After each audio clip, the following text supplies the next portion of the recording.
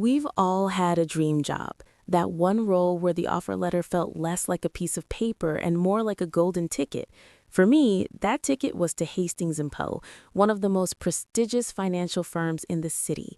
I was fresh out of school, my degree still smelled new, and I had just landed the role of junior financial analyst. It was everything I'd worked for. I wasn't just looking for a job, I was looking for a launch pad. The excitement was overwhelming, but the pressure was even greater. Everyone at Hastings & Co. was focused on one thing, and one thing only, the colossal $3 billion merger with Keystone Analytics. This wasn't just a big deal. It was the deal that would redefine the company and everyone in it. My job was to be a small cog in that massive machine, and I was ready to prove my worth. My first day was everything I expected. Intimidating. The lobby was all marble and polished chrome. The air conditioning was set to Arctic. I was placed on the 32nd floor, which felt like the financial stratosphere.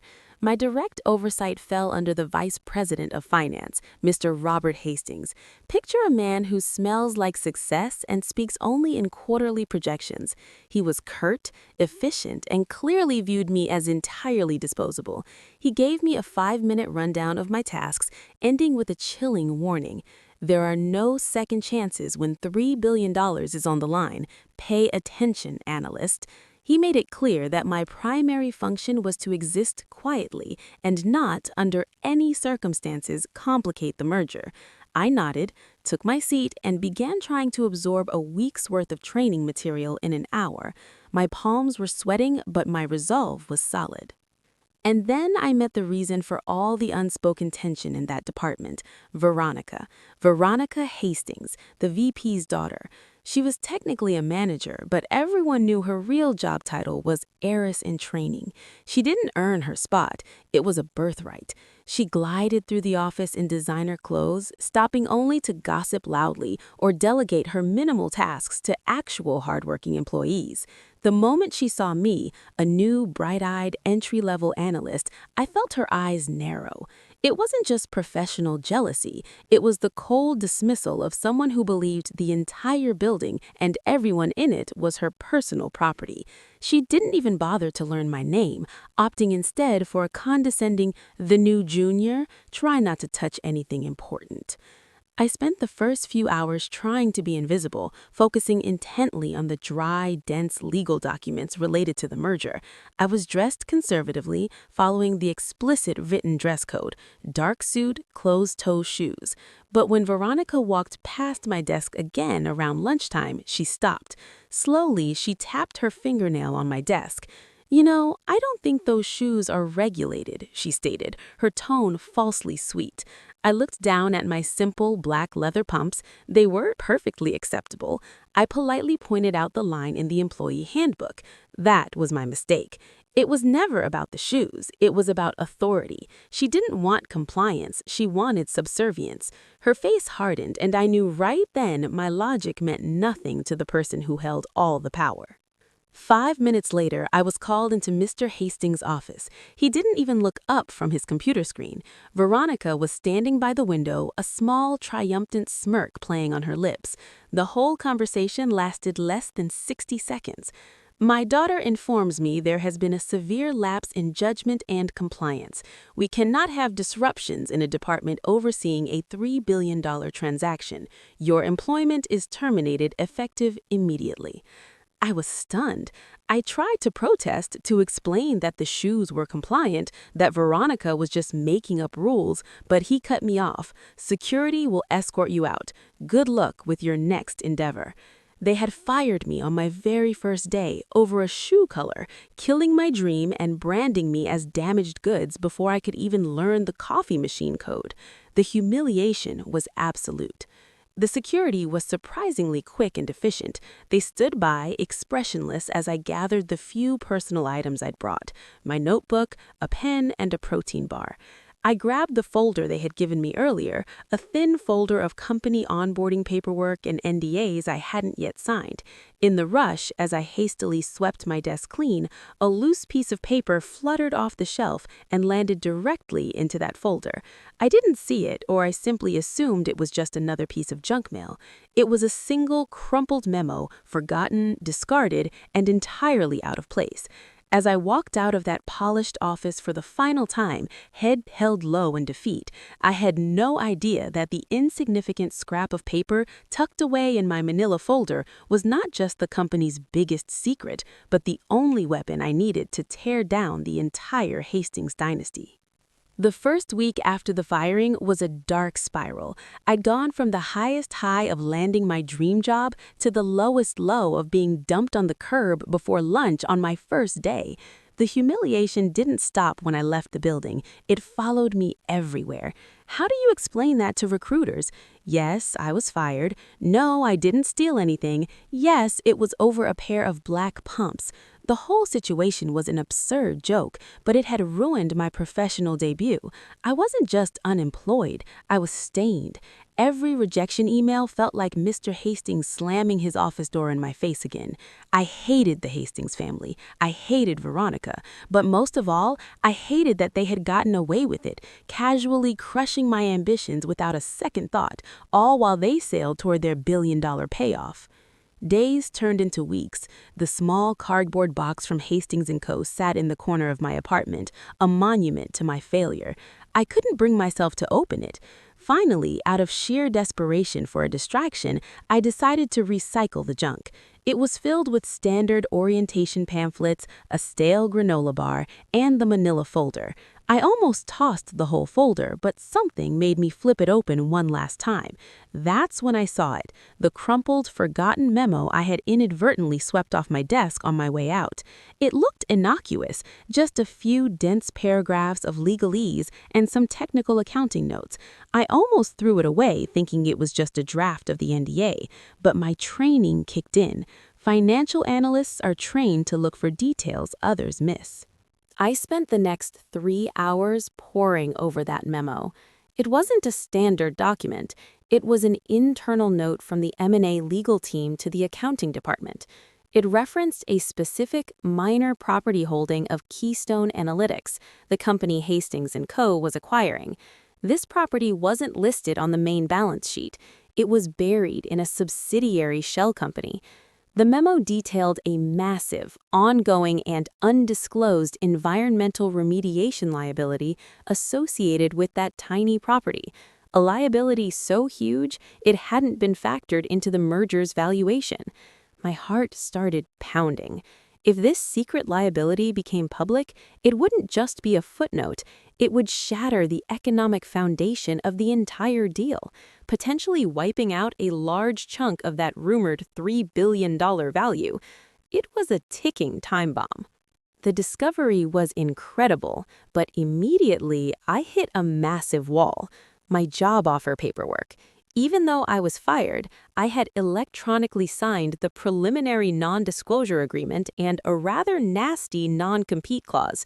I was explicitly forbidden from sharing any information I encountered during my brief employment, even information deemed public knowledge. If I walked into the SEC or went to the press, Hastings & Co. would bury me under a mountain of lawsuits. They would claim I fabricated the document, violated the NDA, and destroy me legally. I realized direct action wasn't just dangerous, it was suicide. I had the smoking gun, but my hands were tied. The feeling of powerlessness returned, but this time it fueled my determination. I had to be smarter than them. This couldn't be a childish outburst. It had to be a calculated surgical strike. The goal was no longer just getting even. The goal was to prove, on the biggest stage possible, that the arrogance and carelessness of the Hastings family, symbolized by that ridiculous firing, had a catastrophic cost. I realized the only way to attack them without triggering my NDA was to use an external force, a third party who wasn't bound by Hastings' legal agreements. The only way to win the long game was to stay entirely in the shadows. I needed to become a ghost, guiding the missile right toward their multi-billion-dollar target. I spent the next 2 weeks researching the merger from every possible angle, looking for an opening. Who else stood to gain if the merger failed? Who was currently scrutinized by the same regulatory bodies as Hastings & Co.? I focused on the other company that had been aggressively bidding for Keystone Analytics before Hastings swooped in, a rival firm, Apex Ventures. Apex would certainly have its own due diligence team scouring every public and private detail of the merger, desperate for any weakness. If I could anonymously alert Apex's team to the possibility of a major undisclosed liability, they would have the legal right and the financial muscle to pursue the investigation without me ever having to sign my name to the document. Apex Ventures was my back door, and through it, I would deliver the perfect silent revenge. The moment of execution had to be flawless. I was not going to give Hastings & Co. a single seam to pull at. I used a public library computer, a VPN, and a freshly created encrypted email address, a digital shadow. My target was Apex Ventures, the rival bidder. The tip couldn't be a direct handoff. It had to be a carefully crafted breadcrumb. I sent a package to their corporate due diligence team. It didn't contain the original memo, which was too risky. Instead, I provided highly technical, specialized search terms, cryptic audit codes, and the precise, incorrect land parcel number used in the publicly filed merger documents. My email suggested they look closely at the environmental reserves section of Keystone's regulatory filings. I gave them the tools to find the bomb, but I never handed them the detonator. Hit send. The single click felt louder than a bomb going off. And then came the silence, the worst kind of silence.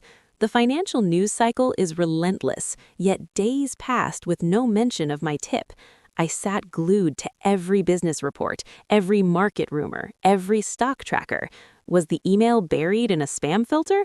Did Apex Ventures' team dismiss it as a prank from a college student? Doubt began to creep in, cold and heavy. I started replaying my humiliation, the sterile office, the smug look on Veronica's face, to keep the fire lit. The stakes were everything to them, but my peace of mind was everything to me. I had committed to the long game, and the hardest part of the long game is enduring the waiting, the gut-wrenching feeling of having thrown a stone into the dark and waiting to hear if it breaks glass. Then the notification popped up.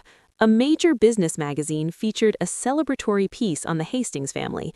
The headline boasted about the merger's smooth sailing. The main photo? Veronica, smiling next to her father, both clinking champagne glasses. Her caption, which I read through clenched teeth, was something about overcoming minor personnel distractions to secure generational wealth. It was a direct, casual jab at me, the person she had dismissed as nothing. The sight of her arrogance was the best motivation I could have asked for. They were celebrating their victory, while the bomb I planted was still ticking. The picture fueled me. The injustice wasn't a past memory. It was a current, smug reality that needed to be shattered. 2 weeks after the champagne toast, I noticed a tiny tremor. A reputable but secondary financial blogger published a short piece about the Hastings-Keystone merger. It wasn't about the deal's success, it was about its unusual delay. The blogger quoted an unnamed source indicating unexpected scrutiny from regulatory bodies concerning ancillary real estate assets. Ancillary real estate assets. I froze. That was the precise description of the shell company property tied to the environmental liability. Apex had found the thread. My anonymous tip, that whisper in the dark, was loud enough to get a team of high-powered analysts to start digging. The merger hadn't failed yet, but the smooth sailing narrative was officially over. The wheels were turning. I couldn't see inside Hastings & Co., but I could imagine the chaos. Mr. Hastings' office wasn't a place of quiet confidence anymore. It was a frantic war room. Regulators don't ask polite questions. They demand answers and documentation. They would be pulling the full environmental audit, the one that was intentionally buried. Every question coming from the SEC or Apex Ventures would point directly to that single crumpled memo. Veronica, whose only job was to look pretty and not complicate things, would now be called to answer for the department's failure to prevent the leak. The irony was exquisite. They fired a junior analyst over a minor dress code violation, and that same analyst was now indirectly forcing them to justify billions of dollars in due diligence failures. Apex was digging, but they needed confirmation. The public needed proof. I knew one final push would force Mr. Hastings' hand. I took a high-resolution photograph of a single paragraph from the accidental memo, the one that stated the estimated cleanup cost, carefully cropping out any identifying header. I then uploaded that image anonymously to a dark corner of a popular finance discussion board. It was a clear violation of my NDA, but the damage was already done. I was committed. Within hours, the image was screenshotted and posted everywhere.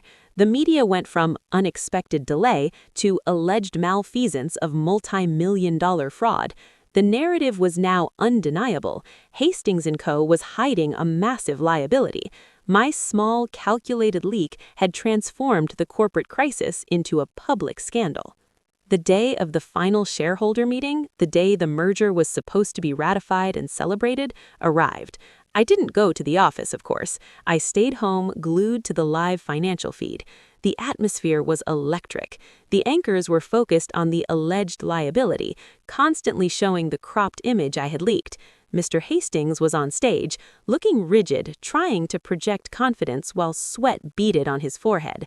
Every question from the floor was about the missing $3 billion and the environmental disaster. I could feel the tension building through the screen. This wasn't just a financial transaction anymore. It was a public execution of trust. I thought back to the moment I was marched out over a pair of shoes. Now the tables were set, and the only question remaining was how hard the fall would be. Then it happened. An update flashed across the screen. The voting was suspended. Moments later, the lead anchor, whose face was usually neutral, looked genuinely shocked. "We have breaking news," she announced. "The merger between Hastings & Co. and Keystone Analytics has been officially terminated, citing massive, previously undisclosed environmental liabilities and a failure of fiduciary duty. The board has pulled the deal. The estimated value collapse is placed at approximately $3.1 billion. I leaned back in my chair, exhaling a breath I didn't realize I'd been holding. The number, $3.1 billion, my little secret, the crumpled paper I nearly threw away, had cost them more than 3,000 times what they would have paid me in a year. The deal that was meant to crown the Hastings dynasty had become their spectacular, irreversible fall. The immediate fallout was brutal. The media focused on the internal failures, specifically targeting the due diligence team, the team overseen by none other than Veronica Hastings. She wasn't just denied the promotion and bonus she expected, she became the poster child for corporate incompetence. Her social media was scrubbed, her name dragged through the mud.